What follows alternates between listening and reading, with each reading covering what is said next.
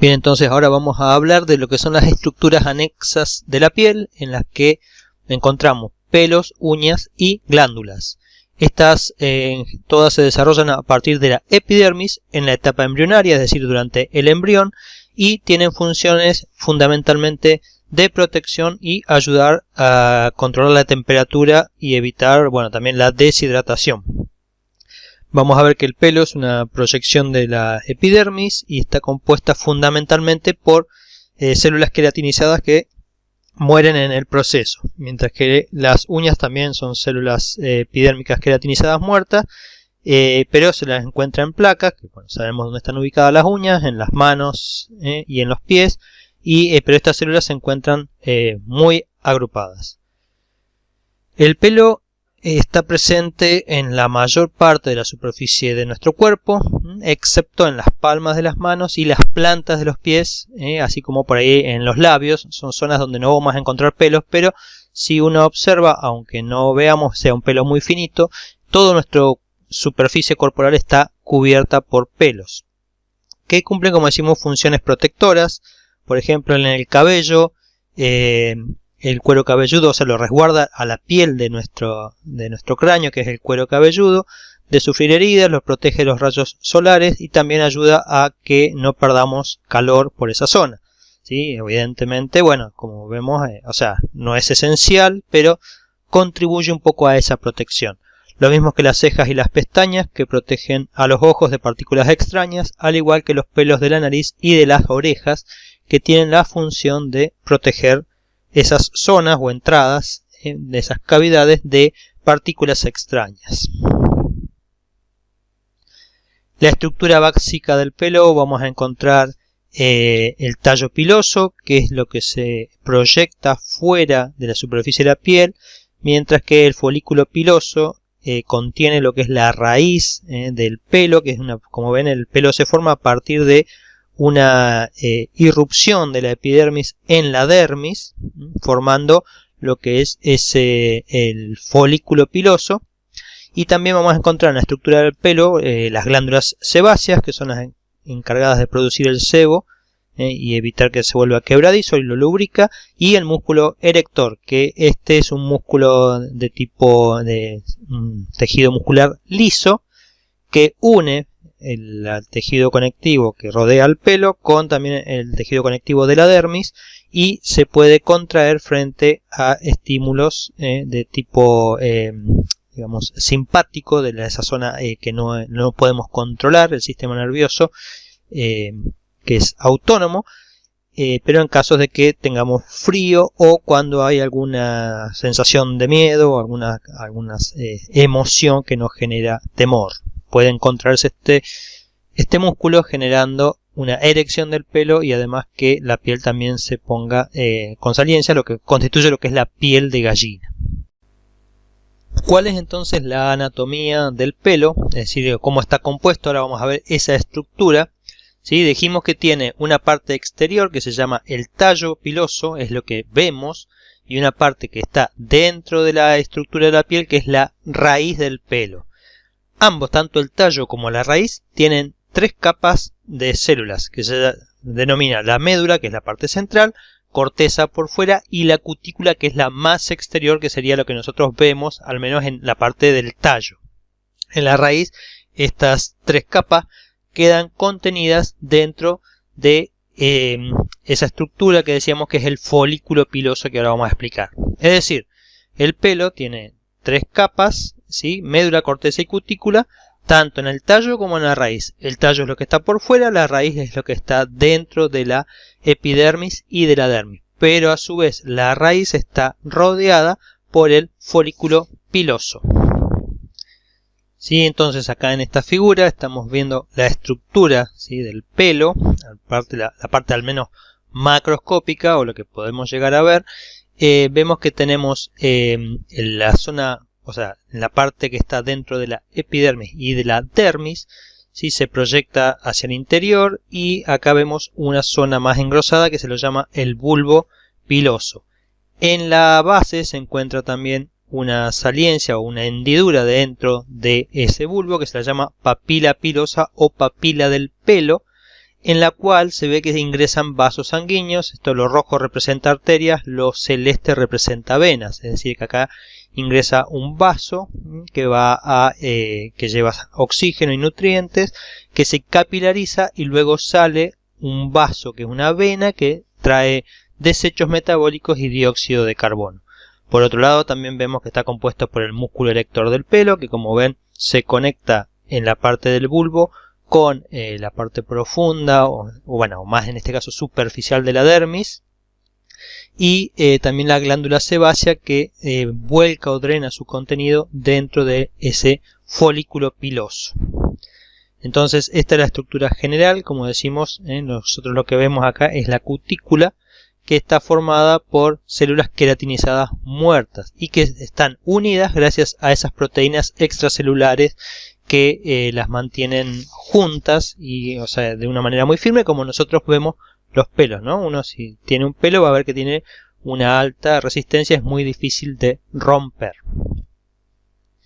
Ahora bien, si nosotros sacamos un pelo y hacemos un corte, ya sea longitudinal y transversal, acá tenemos una parte longitudinal y acá hicimos un corte transversal, y lo estamos viendo como si lo viéramos desde arriba. Entonces decíamos que tanto la raíz como la parte exterior del pelo tienen, ese tallo, tienen tres capas. La médula, que es lo que acá está representado en amarillo, ¿sí? Que tiene 2 a 3 filas de células irregulares. La corteza, que presenta células alargadas, que es esta que está en rojo rosado. Y finalmente la cutícula por fuera, que es una capa de células muy delgadas, aplanadas y muy queratinizadas, que luego, a medida que va el pelo creciendo, que crece en dirección hacia afuera, desde la zona del bulbo va creciendo hacia afuera, estas células se van muriendo hasta que asoman en el tallo por fuera de la epidermis y ya esas células están muertas. Entonces esta estructura la vemos tanto en la raíz, ¿sí? Tenemos médula, corteza y cutícula, pero también hay otras estructuras aparte en la raíz, en la zona del pelo que está incluida dentro de la epidermis y de la dermis.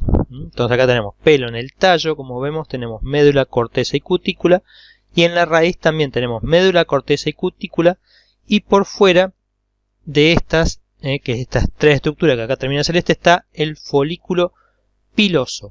El folículo piloso contiene 2 vainas, está formada por una protrusión de células de la epidermis dentro de la dermis, pero está aislada de la dermis, o sea, su origen es epidérmico, y tiene una vaina radicular interna, que es la que está más pegada a la cutícula, y una vaina radicular externa.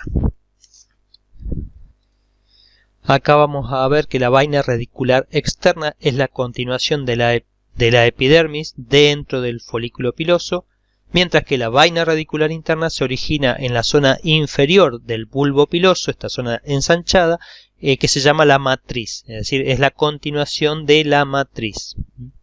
Y por fuera de estas vainas, la vaina radicular epitelial, que se la llama, si ven que acá nos dice, vaina radicular interna y vaina radicular externa, esta constituye la vaina radicular llamada epitelial.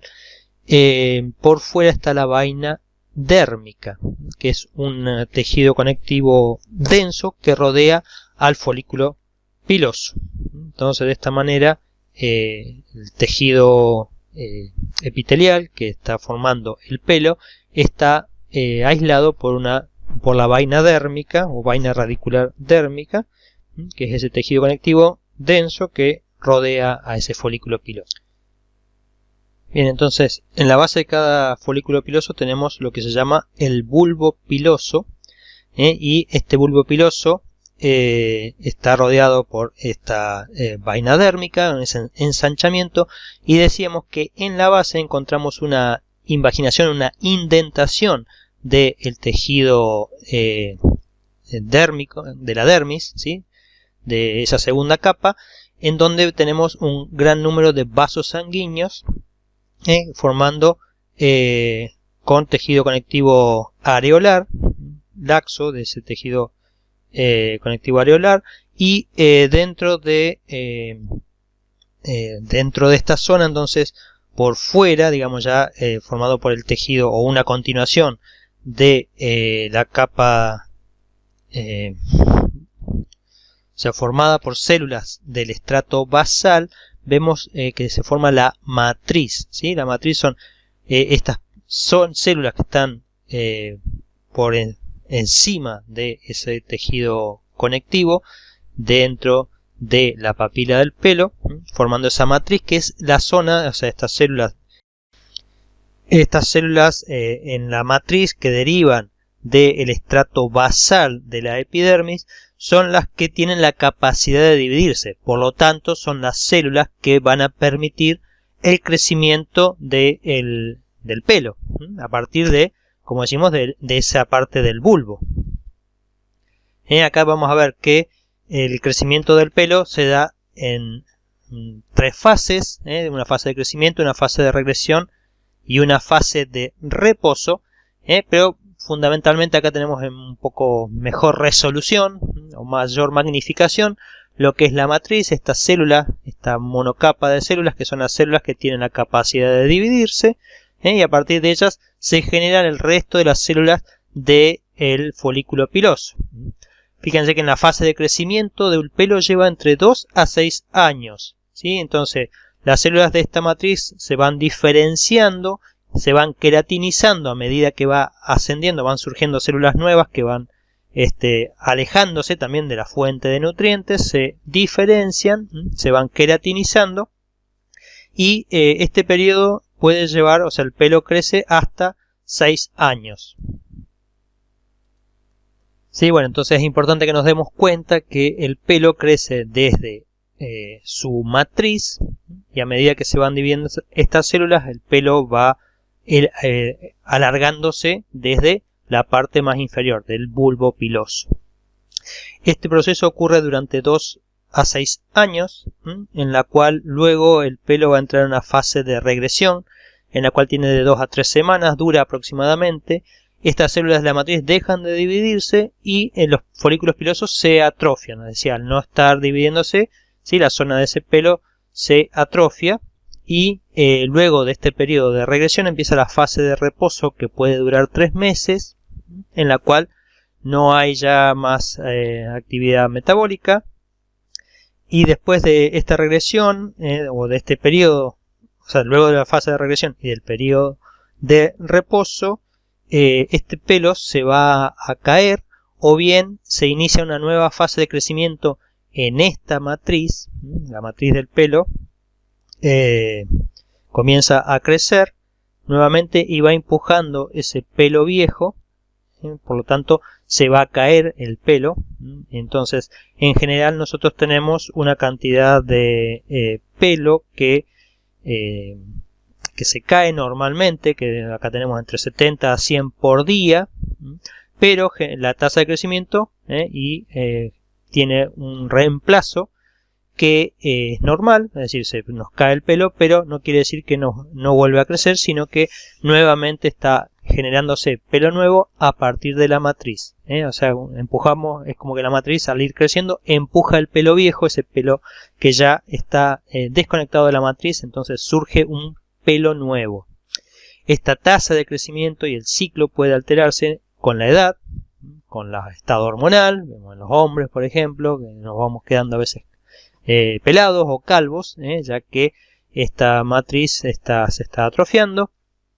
Otros tratamientos, como por ejemplo para el cáncer, la radioterapia, que puede quemar esta parte de la matriz, o la quimioterapia, que son fármacos utilizados para el cáncer para detener la reproducción acelerada de las células cancerosas, pero no son específicas de las células cancerosas, sino que también actúan sobre todas las células de nuestro cuerpo que se están dividiendo de manera acelerada, como son la de los las células de la matriz del bulbo piloso, y por lo tanto, por eso el pelo deja de crecer y se empieza a caer porque se mueren estas células y por lo tanto se desprende el pelo. Lo único que no son afectados son los pelos que están en la fase de reposo, entonces esos pelos quedan presentes y eso nos hace dar cuenta de que aproximadamente el 85% del pelo está en la fase de crecimiento y solo un 15% de nuestros pelos están en esta fase de regresión o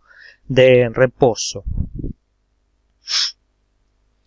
Sí, en estos, con respecto a al pelo, la caída del pelo, se dice, o sea, la alopecia es cuando hay ausencia parcial o total del pelo, es decir, nosotros podemos tener una calvicie, es una alopecia, o pérdidas en algunas zonas también o puede ser el cuero cabelludo o en regiones del cuerpo debido, por ejemplo, a un estrés emocional. Entonces, bueno, también esos son términos que vamos a escuchar, como la alopecia. El color del pelo obviamente está dado por los pigmentos, la melanina, y va a depender de las proporciones de eumelanina o de feomelanina. La eumelanina es la que da ese color oscuro, fundamentalmente de marrón a negro, mientras que el pelo rubio o rojizo corresponde a la feomelanina. Son distintas variantes, distintas proporciones de pigmentos derivados de alguna de estas dos. Entonces la eumelanina es un color de castaño a negro y la feomelanina de amarillo a rojo. Luego el pelo, por ejemplo, se puede tornar gris porque esa producción de melanina por estos melanocitos que están en la matriz va disminuyendo, cada vez va teniendo menos melanina, o va produciendo menos, entonces el pelo se empieza a tornar gris, mientras que cuando se torna blanco es porque ya hay ausencia de melanina e incluso dice se acumula aire, o sea, hay acumulación de burbujas de aire en ese tallo piloso. Entonces eso directamente es la ausencia total de la melanina. Ahora hay también el tipo de pelo, tenemos los pelos terminales, que son los que vamos a encontrar, por ejemplo, que es un pelo grueso, como el que encontramos en nuestro cuero cabelludo, en las zonas, en los hombres, como las axilas, en los miembros superiores e inferiores, en la barba, las cejas, las pestañas. Esos son pelos gruesos, se los llama pelos terminales. Parte de ello está regulado, o sea, el grosor de ese pelo por las hormonas sexuales. ¿Sí? También lo vamos a encontrar, por ejemplo, en el vello púbico, en la zona del pubis. Esto estamos hablando de las personas adultas, ¿sí? Cuando nosotros estamos en etapa embrionaria, es decir, en desarrollo dentro del útero materno, el pelo ya se está desarrollando, ya alrededor de las 12 semanas de gestación empieza a desarrollarse, pero es un pelo muy finito, que se le llama el lanugo, que no tiene nada de pigmentación, un pelo blanquito y muy fino. Eso se le llama lanugo, que quiere decir similar a la lana. Ya antes de nacer ese lanugo empieza a ser reemplazado por otro tipo de pelo que se lo llama el vello, que es también un pelo ya un poquito más grueso, pero que también es difícil de observar a simple vista, que es el pelo que vemos, por ejemplo, en los chicos, ¿sí? Hasta que llegan a la pubertad. ¿Sí? Cuando se llega a la pubertad, bueno, los hombres empiezan a secretar testosterona, mientras que, bueno, las mujeres también secretan andrógenos, pero en menor cantidad. La testosterona del hombre hace que el pelo comience a generarse mayor cantidad de vello terminal o pelo terminal, es decir, el vello se transforma en pelo terminal y aparece, o eso va a aparecer como decía, en los miembros superiores, en la zona púbica, en las axilas, y en las mujeres la cantidad de andrógenos sintetizados, generados durante la etapa de la pubertad, genera que cambie a vello terminal, a pelo terminal, por ejemplo, el vello en la zona púbica y en la zona de las axilas. Nos queda por ahí destacar que en el varón, ¿sí? Aproximadamente el 95% del pelo que tenemos en el cuerpo está formado por ese pelo terminal, el pelo grueso, mientras que en las mujeres tienen aproximadamente un 35% de proporción de pelo terminal, mientras que el 65% lo constituye el vello. Obviamente esto va a depender un poco de la genética y de la síntesis de hormonas masculinas, que la cantidad que tenga esa mujer. Bien, ahora que terminamos con el tema del pelo, vamos a ver también las glándulas que tenemos en nuestra piel, de la cual algunas están relacionadas con el pelo. Tenemos las glándulas, siempre están formadas por células epiteliales y su función es la de secretar determinadas sustancias. Tenemos tres tipos de glándulas principales: las glándulas sebáceas, que son las que vemos acá asociadas al folículo piloso, las glándulas sudoríparas que vemos acá de tipo écrina, ahora vamos a explicar, que son las glándulas encargadas de generar el sudor, y también tenemos glándulas apócrinas, también son parte de las glándulas sudoríparas, que generalmente desembocan su conducto en el folículo piloso. Si no nos acordamos, por ahí tendremos que volver a la clase de tejidos, donde recordemos cómo están formadas las glándulas, que tienen un conducto y tienen una zona secretora. Estas son glándulas de tipo tubular. Y después tenemos las glándulas ceruminosas, que principalmente se encuentran en el oído y generan la cera que aparece a veces en los oídos. Las glándulas sebáceas son glándulas de tipo acinosas, ves que tiene estos ácinos en la parte terminal, son ramificadas simples. Por eso le digo, acá en este caso tenemos que recordar un poquito la estructura de las glándulas, y se conectan al folículo piloso, con lo cual generan lo que se llama el sebo. Y ese sebo está formado, fíjense, por triglicéridos, o sea, por grasa, colesterol, proteínas y sales inorgánicas. La idea de estas secreciones es que van a revestir la superficie del pelo, previniendo su deshidratación, así como también colaborar en esas funciones con la piel, porque estas secreciones obviamente salen y están en la superficie de la piel, con lo cual nos dan ese aspecto graso que tiene la piel. Algunas personas secretan más, otras personas secretan menos, eso depende del metabolismo de la persona y su genética también. Algunos tienen piel grasa, otros tienen piel seca, etc. Dependiendo de la función y el tipo de secreciones que tienen estas glándulas sebáceas.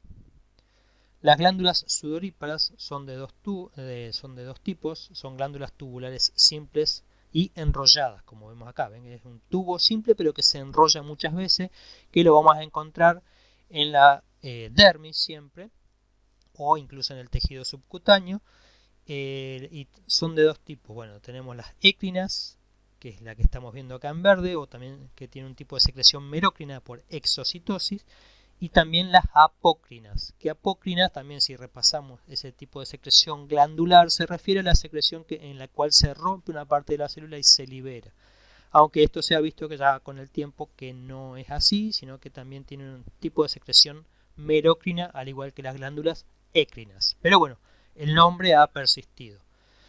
Las glándulas secretan sudor, aunque el tipo de sudor que secretan las écrinas y las apócrinas es distinta. El sudor de las écrinas está fundamentalmente formado por agua, iones como el sodio y el cloro, urea, que es un producto de degradación fundamentalmente de los aminoácidos, el ácido úrico, amoníaco, aminoácidos, glucosa y ácido láctico. Y en las apócrinas se secretan también proteínas y lípidos.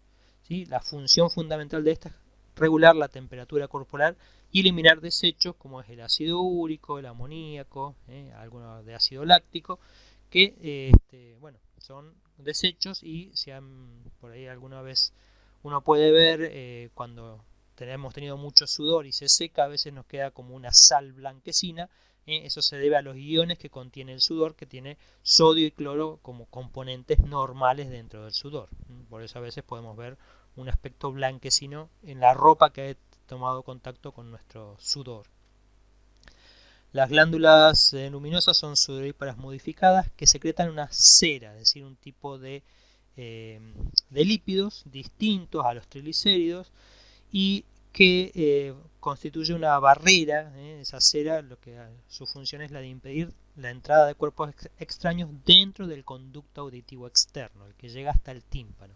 ¿Sí? Entonces en ese conducto puede haber cera, o normalmente hay cera, también para favorecer el barrido de sustancias que puedan entrar en el conducto, y a veces, bueno, cuando se acumula esa cera nos impide incluso escuchar correctamente, y a veces hay que utilizar disolventes de lípidos para que podamos sacar ese tapón de cera que está comprometiendo, digamos, la audición. Y acá vemos un poco en las glándulas sebáceas en detalle, ¿sí? Esa glándula sebácea que desemboca su conducto en el túbulo, en el folículo piloso, en la parte del cuello del folículo se secreta en el sebo, que ayuda a lubricar el cabello, evita la evaporación de agua a través de la piel, nos ayuda a mantener la piel suave, y bueno, estas están muy activadas en la pubertad, ¿sí?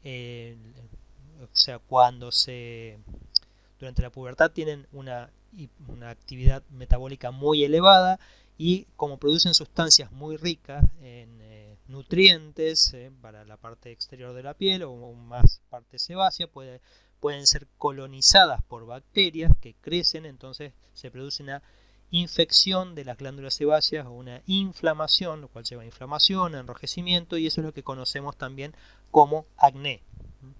Y también ocurre en todas las etapas de la vida. Puede ser que nosotros estas glándulas sebáceas, cuando tenemos esos granitos que aparecen en nuestra piel, se debe a inflamación de la glándula sebácea, pero ese proceso se encuentra muy exacerbado durante la pubertad, debido a que las hormonas sexuales que están en actividad durante el periodo de la pubertad en mayor cantidad activan mucho el funcionamiento de esta glándula, generando todos esos nutrientes y favoreciendo un poco la colonización de bacterias. Es decir, en el acné, en los folículos pilosos relacionado con la glándula sebácea, se produce una infección. Por eso parte del tratamiento muchas veces es con antibióticos, tratando de eliminar esas bacterias que están creciendo.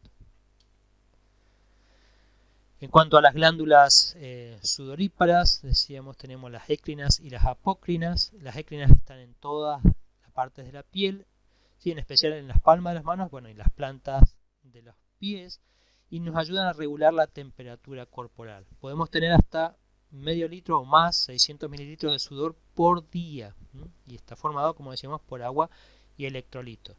En cambio, las glándulas apócrinas, vamos a ver que también están presentes fundamentalmente en las axilas y en el pubis, y participan en lo que se dice la sudoración emocional. Cuando frente a estrés nosotros podemos activar estas glándulas y tener una sudoración que no es por estar corriendo o nada, sino que es por una parte de una activación emocional. Ese sudor, a la diferencia del otro que tiene agua y electrolitos, es rico en lípidos y proteínas. Y en principio no tiene olor, pero luego estas secreciones, que como tienen nutrientes, ¿para quién? Para las bacterias que viven en nuestra piel, estas las metabolizan y generan ese olor a transpiración, que va a depender también del tipo de bacteria que tengamos y de la cantidad de lípidos y proteínas que sinteticemos o que produzcan nuestras glándulas, ¿sí? Por eso el sudor puede tener olor, sobre todo en las axilas y en el pubis, gracias a la acción de estas glándulas apócrinas, ¿sí?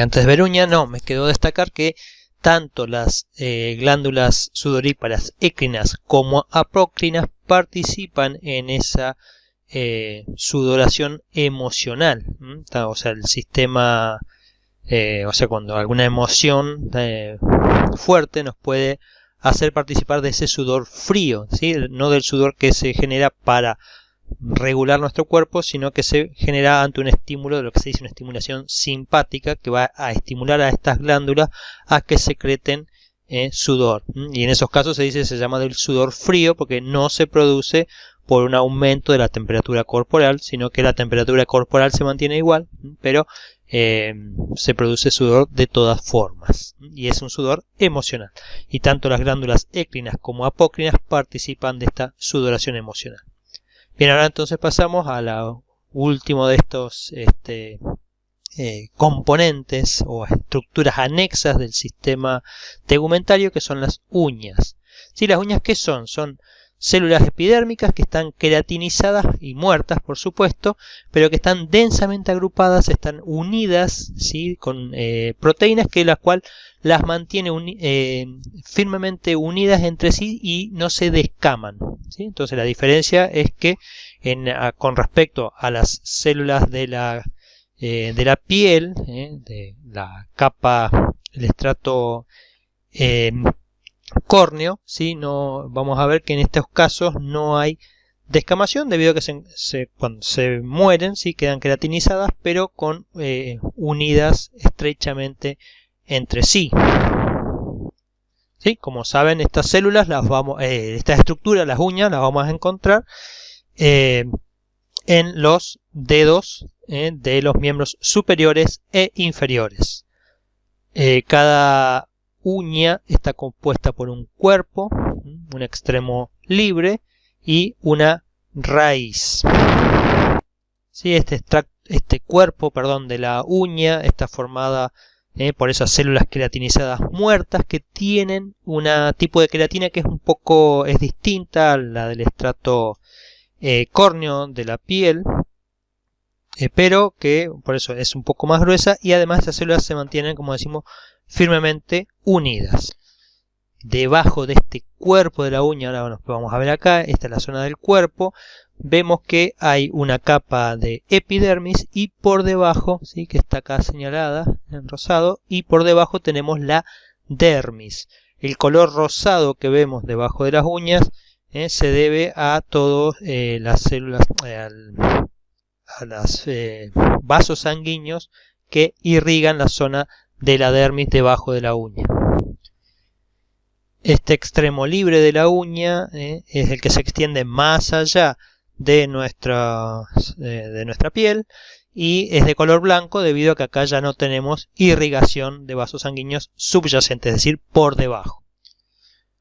Luego tenemos la zona de la raíz de la uña o raíz ungueal, que es una zona que está oculta debido a que acá hay un pliegue de la piel, y por delante de esto tenemos una zona blanca que se lo llama la lúnula, y esta lúnula es blanca debido a que en esta zona el tejido epitelial está engrosado, por lo tanto no nos permite ver esos capilares sanguíneos, o sea, la circulación sanguínea que hay en el tejido conectivo de la dermis. Por eso se lo ve blanco. Y bueno, luego, ¿sí? Delante del extremo, o sea, por debajo del extremo libre, tenemos lo que se llama el hiponiquio o lecho ungueal, que es una capa de tejido del estrato córneo engrosado que une, ¿sí? La uña con la epidermis. En el lado opuesto acá tenemos el hiponiquio, acá tenemos el eponiquio, o también llamada cutícula, que es esta zona que también que une la pared de la uña con la epidermis, o sea, es la que mantiene conectada la uña a las estructuras de la piel.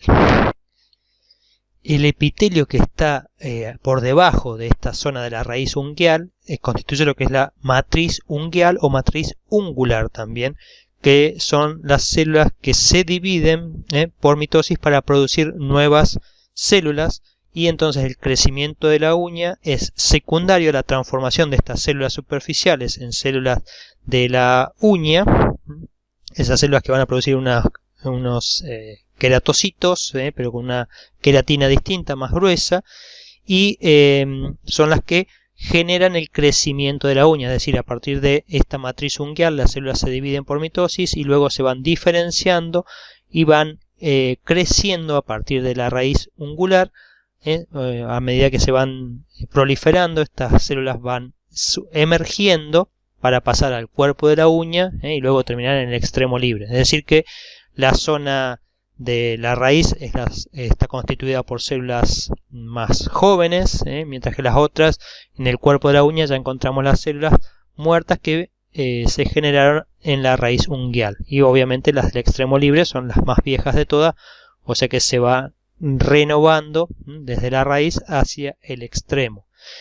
El crecimiento de la uña la tasa de crecimiento de proliferación varía con las estaciones, con la temperatura, con la hora del día, pero en promedio se ha estimado que el crecimiento es de 1 milímetro por semana aproximadamente, ¿sí? Entonces esa es la velocidad de crecimiento que puede ocurrir. Y por ejemplo, las uñas de los pies crecen incluso un poco más lentas que las de las uñas de la mano.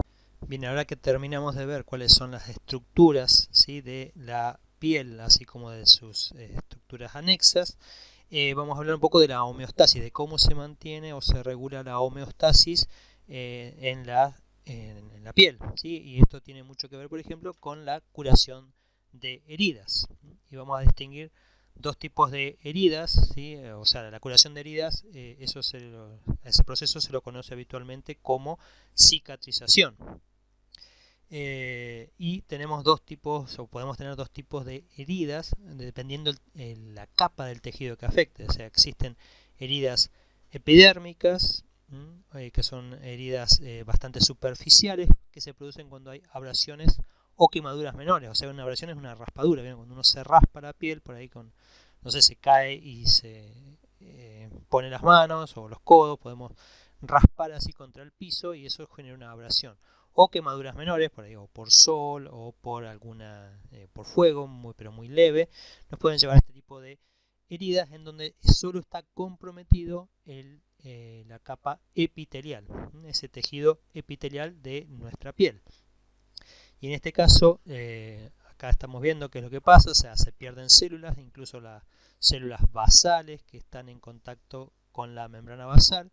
Y la cicatrización de estas heridas es bastante sencillo, porque las células epiteliales comienzan a dividirse y migrar a través de la herida desde ambos extremos o de todos los extremos, si es algo circular, de la herida hasta que se encuentran, y una vez que esas células hacen contacto entre sí, como vemos acá, dejan de dividirse y de migrar debido a lo que se llama la inhibición por contacto, es decir, cuando dos células que están en un tejido epitelial se tocan, dejan de migrar debido a esa inhibición que se produce. Entonces, luego de ese crecimiento y migración de las células de la capa basal, luego empiezan a crecer las células de los demás estratos, del estrato espinoso, y de esta manera se terminan generando las 4 o 5 capas de la epidermis y queda solucionado el problema, es decir, queda cicatrizada la herida de este tipo que se llama heridas epidérmicas. Sí, en el desarrollo o la curación de este tipo de heridas influye mucho una hormona que se llama el factor de crecimiento epidérmico, que está secretado por células cercanas, puede ser de la dermis o del sistema inmunitario, que ante estas lesiones empiezan a producir esa hormona para generar el crecimiento y la división de las células madres del estrato basal.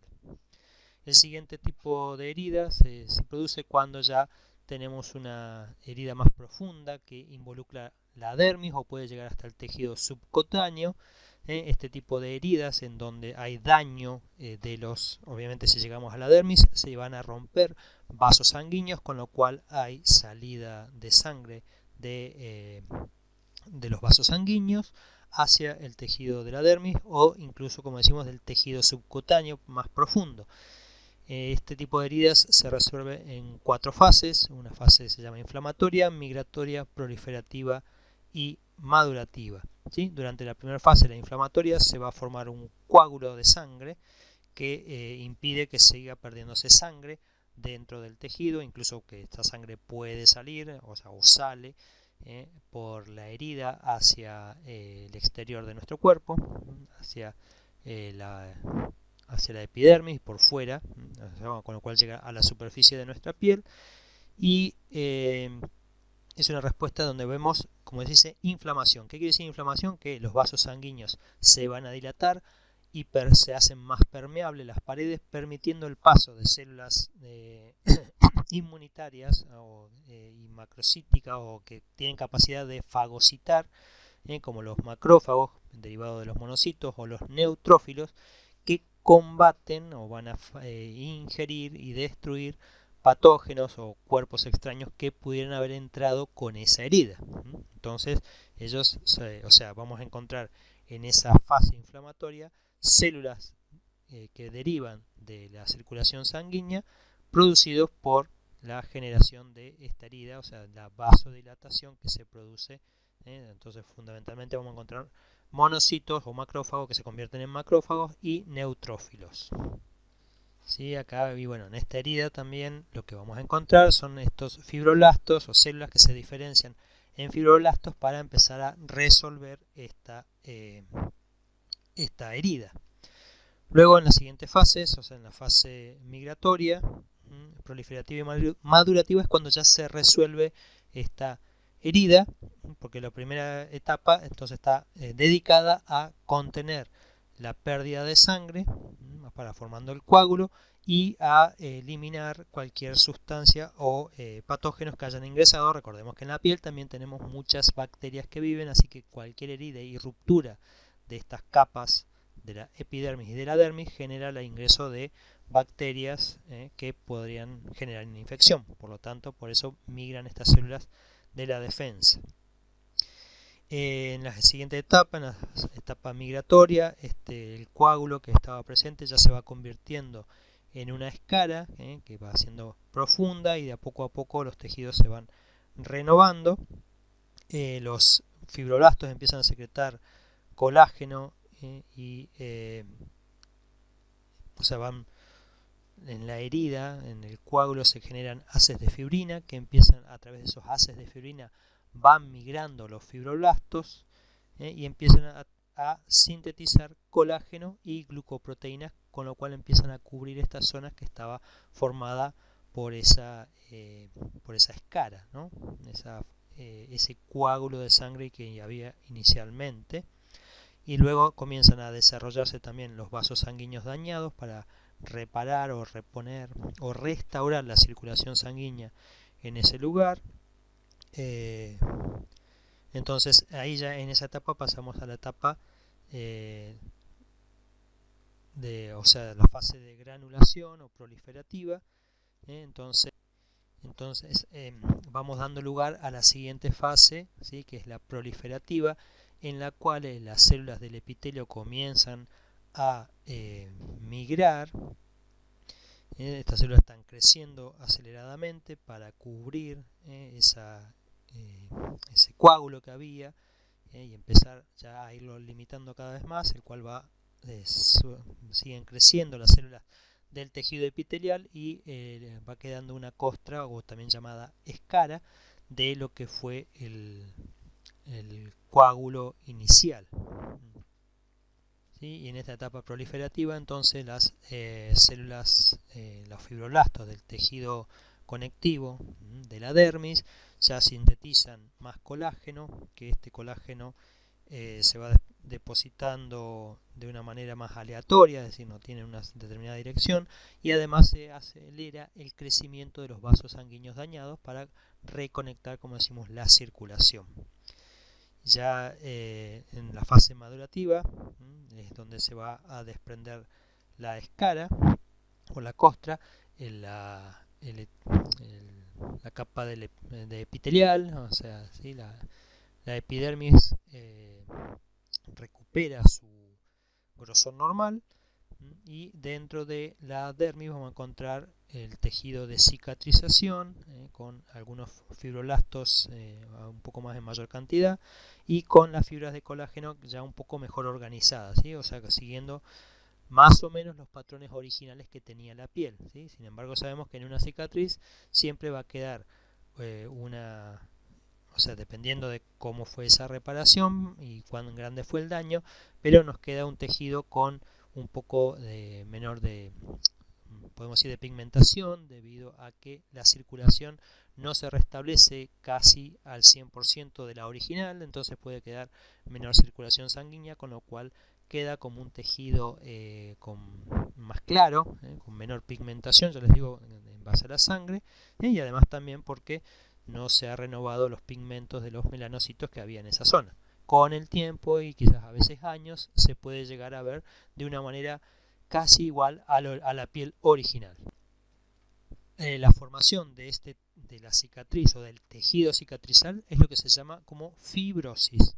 ¿Sí? Entonces, siempre vamos a ver que el tejido cicatrizal no es igual a la piel normal, como les decía, ya que vamos a encontrar fibras de colágeno organizadas de una manera un poco más compacta, no es tan resistente, o sea, no tiene tanta elasticidad, no permite tanto estiramiento, es un poco más rígida que la piel normal, ya que las fibras de colágeno se organizaron de otra manera y no tanto como no continúan al 100% con las líneas originales de distribución que tenían con respecto a la piel antes del daño.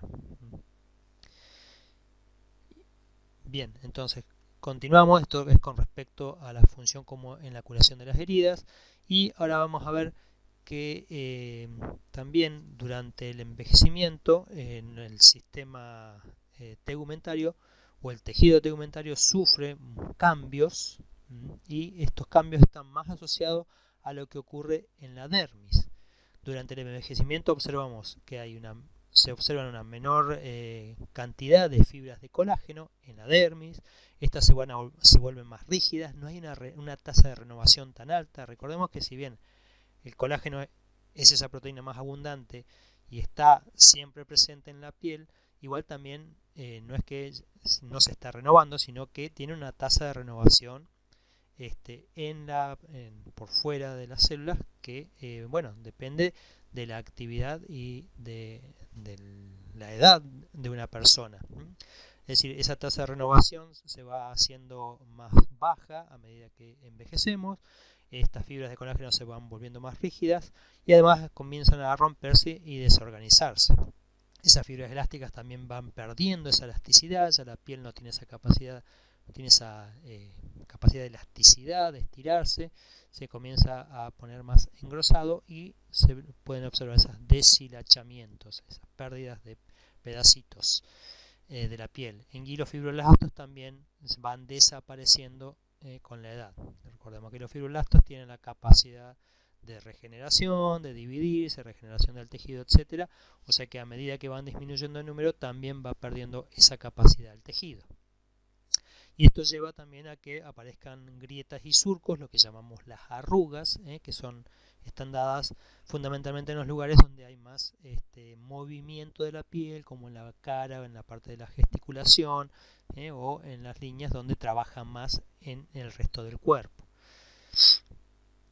Por otro lado, disminuyen esas células fagocíticas, las células de Langerhans y los macrófagos, que van perdiendo a su vez su capacidad fagocítica, lo cual lleva a tener quizás una menor defensa con respecto a microorganismos, o sea que disminuye la respuesta inmunitaria, y también van reduciéndose el tamaño de las glándulas sebáceas y los melanocitos, es decir, vamos teniendo menor pigmentación y además la piel se empieza a ver más seca y resquebradiza debido a que no están actuando tanto estas glándulas sebáceas, vamos teniendo menos sudor y el pelo se va volviendo blanco debido a la reducción de los melanocitos. Es decir, los síntomas del envejecimiento, si bien se sienten a todo el nivel orgánico, también se evidencian mucho en la piel, porque es algo que nosotros podemos ver y los demás también. Ocurre también en los órganos, pero en los órganos uno no lo va viendo, sino que son sensaciones internas. Pero en la piel nosotros podemos percibir ese envejecimiento.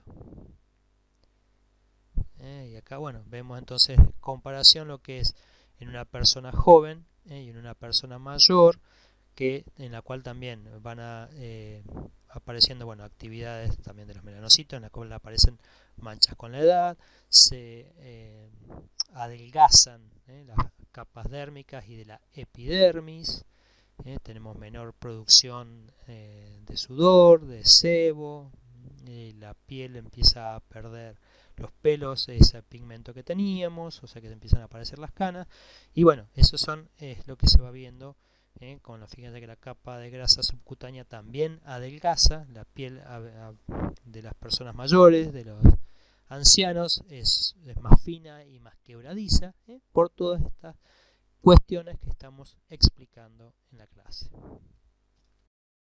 ¿Qué ocurre de manera muy somera en algunos desequilibrios homeostáticos o trastornos que puede presentar en nuestra piel, ¿sí? En ese sistema tegumentario? Y una de ellas, las más conocidas, quizás son las quemaduras, y nosotros sabemos que una quemadura es el daño causado a nuestra piel por un calor excesivo, a veces por la electricidad, radioactividad, o compuestos químicos corrosivos que pueden llegar a desnaturalizar, es decir, a romper o lo que es las proteínas de nuestra capa epitelial y aún más profunda, se degradan las proteínas y rompen las células cutáneas, y entonces y con esto, cuando hay alguna quemadura, se rompen la piel deja de cumplir su función, como va a ser, por ejemplo, la protección contra microorganismos, o evitar la deshidratación, o incluso la de regular la temperatura corporal. Y tenemos distintos tipos de quemadura. Cuando hablamos de una quemadura de primer grado, la más típica puede ser una quemadura solar. Estamos hablando de una quemadura superficial que solo involucra la epidermis.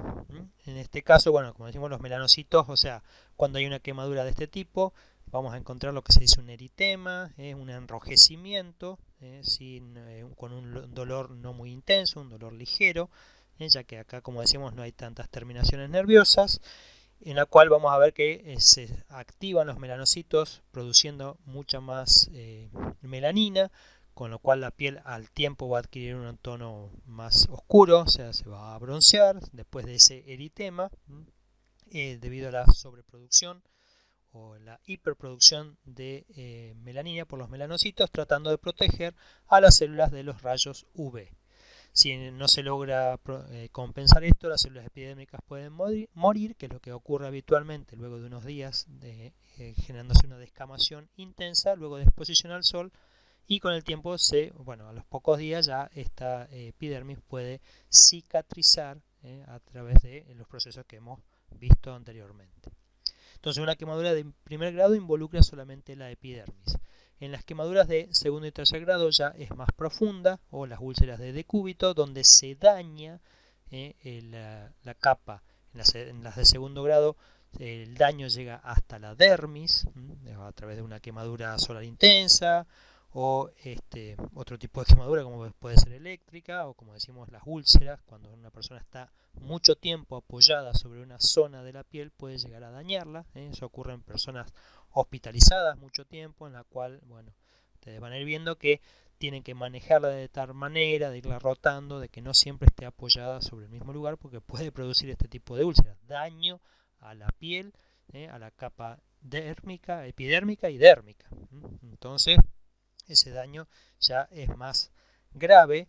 Se puede producir un ampollamiento, que es una separación de la capa epidérmica de la dérmica. Es decir, cuando hay una ampolla, es acumulación de líquidos entre la epidermis y la dermis, acá aparece más enrojecimiento y hay más dolor, ya que también están involucradas células, las terminales nerviosas. Estos tipos de daños pueden curar si no hay ningún tipo de infección, es decir, entrada de microorganismos, en 3 a 4 semanas, pero también pueden incluso llegar a dejar cicatrices. Ya en una quemadura de tercer grado, acá se destruye totalmente la epidermis, la dermis, y llega la herida hasta el tejido subcutáneo. Es decir, también perdemos mucha parte de las capas, todas las capas de la piel, llegando hasta el tejido subcutáneo, o puede llegar incluso hasta el músculo o el hueso. Van a tener distintos aspectos, pero esas son las peores tipos de quemaduras, sobre todo cuando, por ejemplo, por exposición al fuego se pierden. Complica mucho la situación, ya que, como decíamos, se pierden toda esa capacidad que tiene la piel de, por ejemplo, evitar la deshidratación. Las personas que tienen quemaduras de tercer grado pueden llegar a deshidratarse, cuando son quemaduras amplias del cuerpo. Y bueno, y esa sería una de las causas, por ejemplo, de fallecimiento, ya que pueden entrar en shock hipovolémico por falta de volumen sanguíneo y en los tejidos.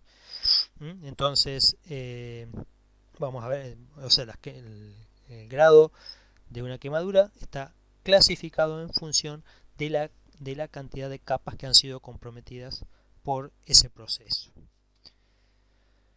Acá tenemos, para estimar cuál es la extensión de una quemadura, se utiliza la regla de los 3/9, que ha sido diseñada por asociaciones de quemados, sobre todo en Estados Unidos. ¿Y por qué se dice la regla de los 9? Porque se tiende a evaluar, o sea, es importante saber cuánta superficie del cuerpo ha sido comprometida en una quemadura, y el 100% de la superficie del cuerpo se divide en distintas partes que cada una corresponde a un 9%. Por ejemplo, si está comprometida la cara anterior de la cabeza y el cuello, la parte anterior es un 4,5%, ¿sí? Pero si es cara anterior y posterior es un 9%. La cara anterior de los hombros, de los brazos y antebrazos, o sea, esta es un 4,5% en un brazo, en el otro brazo es un 4,5%, pero si hablamos de cara anterior y posterior, al igual que en la parte cefálica de nuestro cuerpo, estamos hablando que, o sea, si es anterior y posterior en un miembro es un 9% y en el otro miembro es un 9%, o sea que ambos miembros suman un 18%. La cara anterior del tronco tiene un 18%, o sea que si se quemó la parte anterior de nuestro tronco es un 18%, pero si se quemó la parte anterior y posterior, o sea es 18 y 18, es un 36%. La zona del periné, bueno, es la única excepción, que va aproximadamente al 1%, y cada cara de los miembros inferiores, de cada uno de los miembros inferiores, representa un 9% la parte del muslo, otro 9% la parte de las piernas y los pies, así que acá tenemos un 18%, 18 y 18, estamos hablando de un 36%. Es decir, si uno quiere estimar cuánto tiene más o menos, o sea, de quemadura, o cuál es el grado de quemadura de una persona, ¿sí? Sabemos que si se quemó solamente la parte anterior del tronco es un 9%, perdón, es un 18%, y así se va sumando, y de esta manera puede decir tiene comprometida un tanto por ciento de su cuerpo en esa quemadura. Y obviamente mientras mayor sea el grado de quemadura o de lesión del sistema tegumentario, más bajas son las probabilidades de recuperación. Y otras patologías que podemos llegar a encontrar en el sistema tegumentario, habíamos hablado de la psoriasis, bueno, y también tenemos el cáncer de piel. La psoriasis es un trastorno crónico en el cual están involucrados los queratinocitos, que decíamos que se dividen de manera muy rápido, muy acelerada, y migran desde el estrato basal al córneo y producen una queratina normal que forman esas escamas plateadas que luego se caen, o sea, terminan exfoliándose o cayéndose de manera natural en un periodo mucho más corto de tiempo, con lo cual generan estas escamas de forma plateada. En cuanto al cáncer de piel, tenemos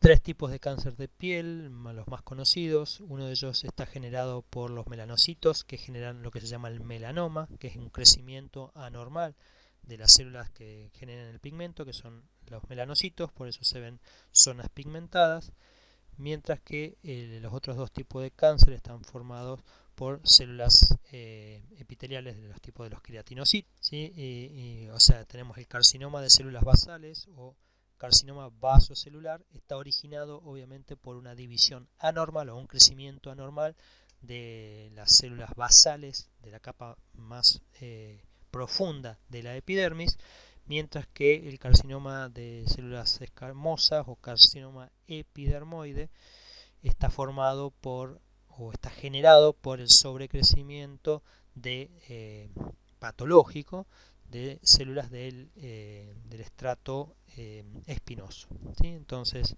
este es menos frecuente, el más frecuente es el del carcinoma de células basales, que tiende a ser un cáncer no tan invasivo, mientras que bueno, los otros pueden llegar a generar cierto tipo de metástasis. El peor del peor pronóstico es el melanoma de tipo maligno, que genera, o sea, cada vez hay mayor cantidad de gente con este cáncer de piel, sobre todo el melanoma, y que tiende a metastatizar, que la metástasis es un desprendimiento de las células cancerosas del tejido en el que se originó originalmente y pasa a otros tejidos, es decir, puede invadir otros tejidos, con lo cual tomar la circulación e ir a generar un crecimiento secundario de esas células cancerosas en otros tejidos que no fueron el original.